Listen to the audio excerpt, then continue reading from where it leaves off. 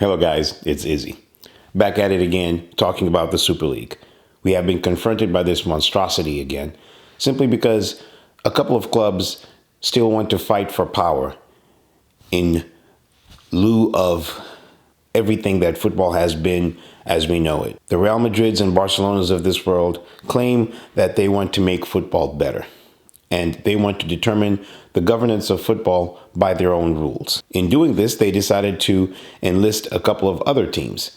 Recruitment of Arsenal, Manchester United, Inter Milan, Juventus, Tottenham, and other teams who you have to question whether they have some football pedigree as far as European competitions are concerned, especially when you think of the likes of Arsenal and Tottenham, who have never won the competition, but somehow seem to be much more revered because of their most recent ability to play in the Champions League and make it to the finals. Now, the Super League is a thing that existed a couple of seasons ago simply because Real Madrid, Barcelona, and Juventus thought that they would want to change football because they claimed that the rules and the format of UEFA is very restrictive. And much in the same way that the teams that created the Premier League 30 years ago claimed that they wanted a bigger share of the spoils as pertains to their name, their rights, and their ability to generate revenue. What does this actually really mean for football? Is it going to make the competition better? Are we going to have a closed loop system where your Real Madrids and Barcelonas, Manchester Uniteds, and other teams who claim to have this pedigree as pertains to world and European football would be involved in a competition where nobody else is allowed to indulge and share the spoils of what that competition is supposed to bring forth? Now, I am vehemently opposed to this, and my formatting and speech right now was intended to be much more different. It was supposed to have much more aggression towards it, but in the spirit of objectivity, I'm going to try and look at this from their point of view. So Real Madrid and Barcelona are huge historic names when it comes to football, Juventus included, because those are the three protagonists, as they would see it in this situation, that are trying to push for this system. Now, we have to take into account where Real Madrid are right now, or Barcelona or Juventus. Juventus are just coming off of 4 years actually of not winning their league.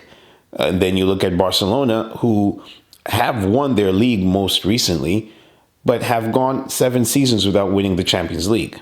And then you have Real Madrid, who are perennial winners of their league, and they are also perennial winners of the Champions League.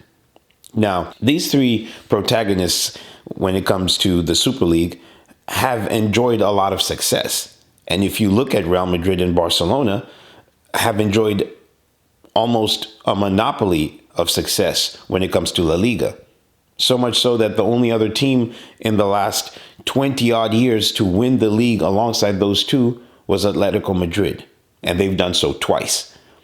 A feat that has a lot of people thinking of Diego Simeone as one of the best ever managers, because competing with those two teams and the money that they have been able to accrue over the last 25 years or so since the rule changes of La Liga as far as the distribution of money came into play has made it very hard for a lot of teams to even compete at the top end.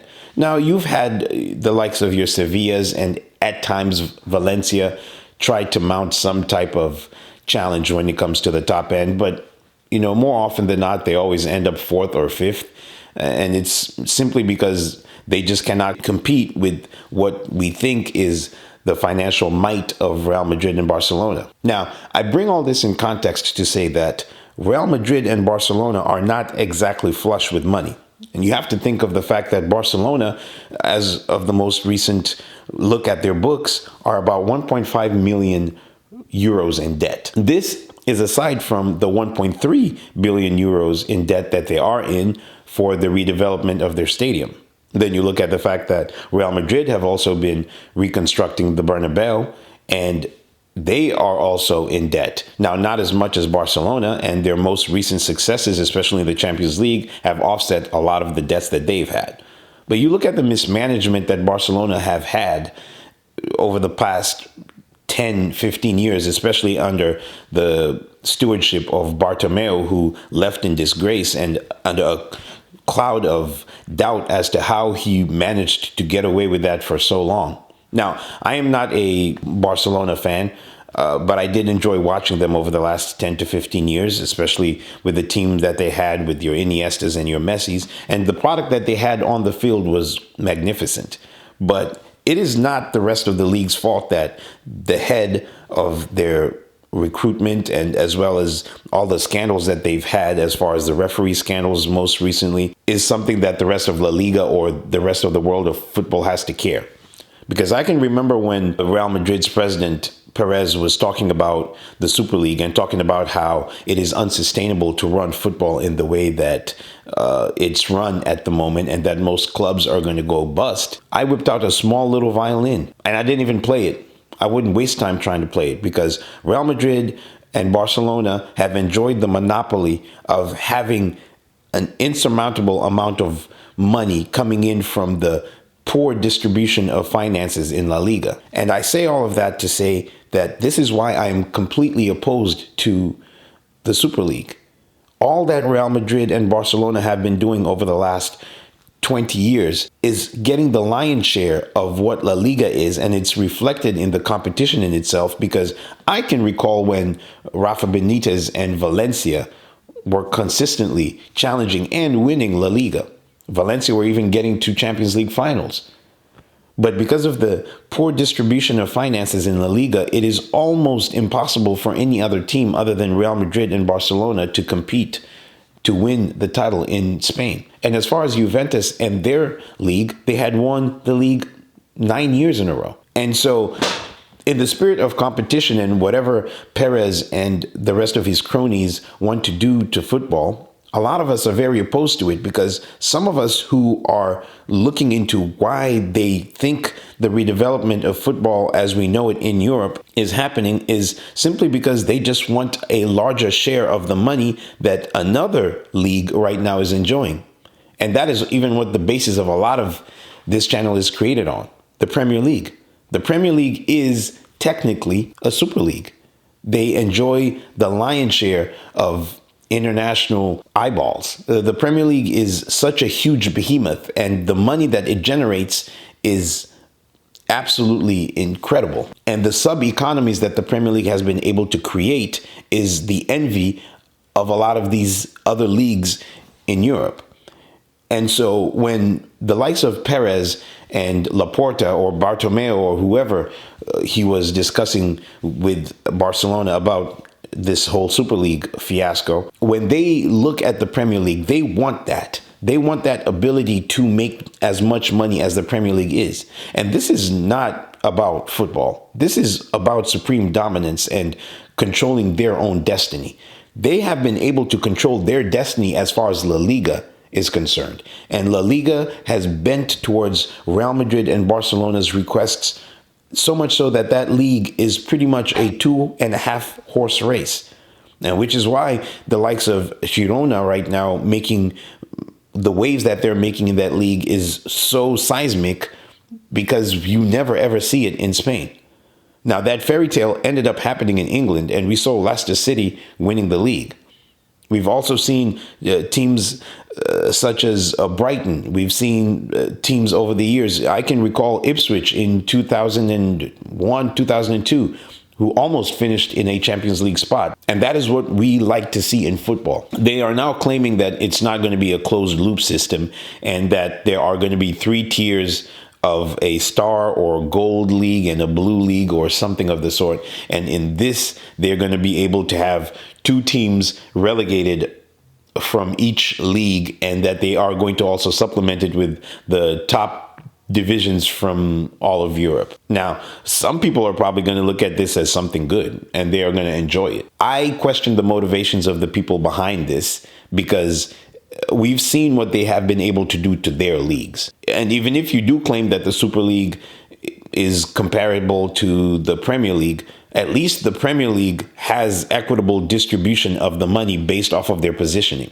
Leicester City, when they won the league title, were able to qualify for the UEFA competition. They were able to prolong their challenges for the top four. And their inability to get into the top four over the last couple of seasons is partially the reason why they ended up getting relegated, because the pandemic hit their club so hard, and their inability to qualify for the Champions League basically put them in jeopardy. And now they are in the Championship.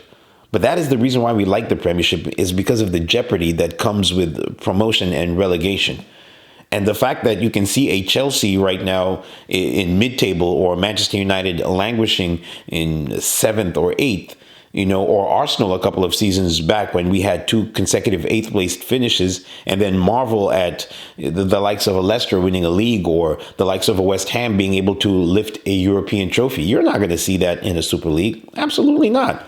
You'll never see a Girona being able to beat Barcelona at the Camp Nou, or being able to see a Atalanta do whatever they've been able to do in the Champions League for the last few years, though they have had a dip recently. So I absolutely question whatever the Super League are trying to propose. And the fact that we saw their true intentions with their first proposal, that everybody was completely against. Now, I am not going to say that UEFA or FIFA themselves are also saints in this. And we know that they do have somewhat of a monopoly as a governing body for Europe and for the world. Sure. We also do not really like what FIFA is doing with some of the things that they're proposing, like their enhanced competition for the FIFA World Club Cup in the summer.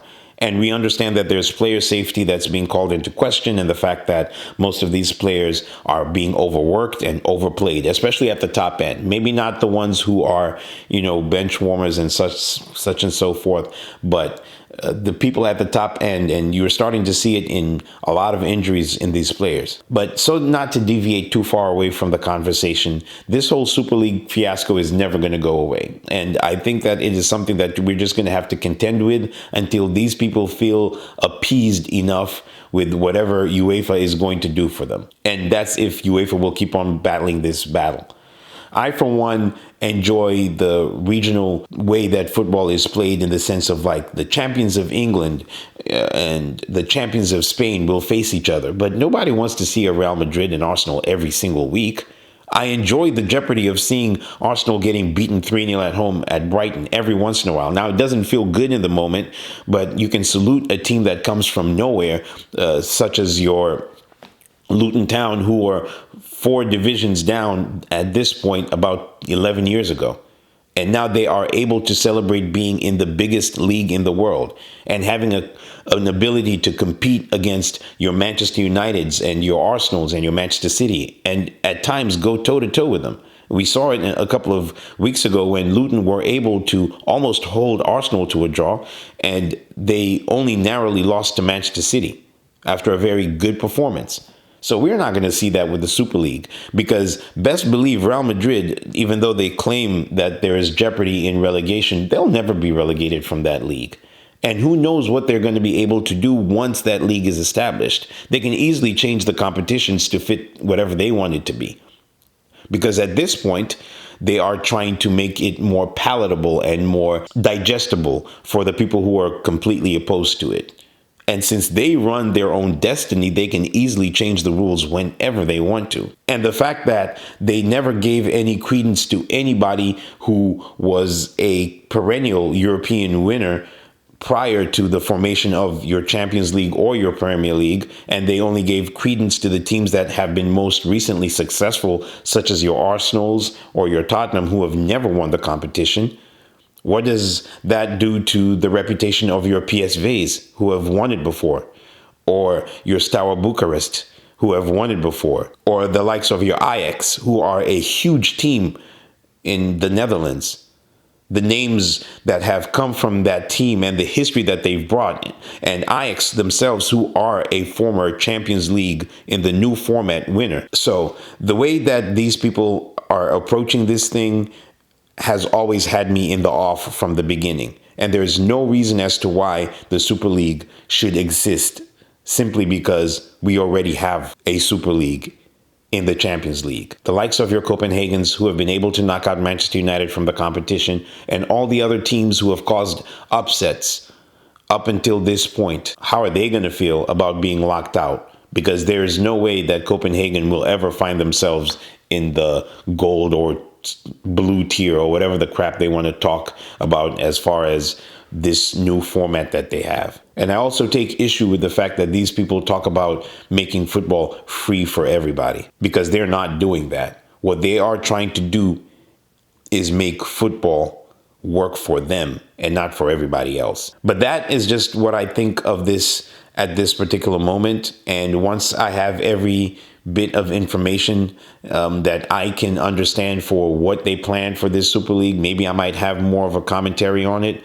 But at this point, I would just like to sit back and say, Florentino Perez, don't do to Europe what you did to La Liga in negotiating whatever contract that you have been able to do to make La Liga a 2.5 horse league. Don't do that to the rest of Europe, because we enjoy seeing the Champions League. We enjoy seeing football as it is right now. And UEFA themselves have bent backwards to try and appease the likes of Perez and Laporta, and have created some nonsensical format in which the Champions League is going to revert to in the coming seasons. So you've already done enough damage. That's all I got for right now, guys. Let me know what you think in the comments down below. If you are pro Super League, let me know what you think. Try to change my mind. At this point, I am still completely against it. I think that it is something that they need to think out more. And maybe when they do have something that is much more palatable for me, I might reconsider it. I am not the powers that be. And most of us a couple of seasons ago felt very powerless as we watched these people try and make decisions about the game that we enjoy. Until next time, guys. Peace.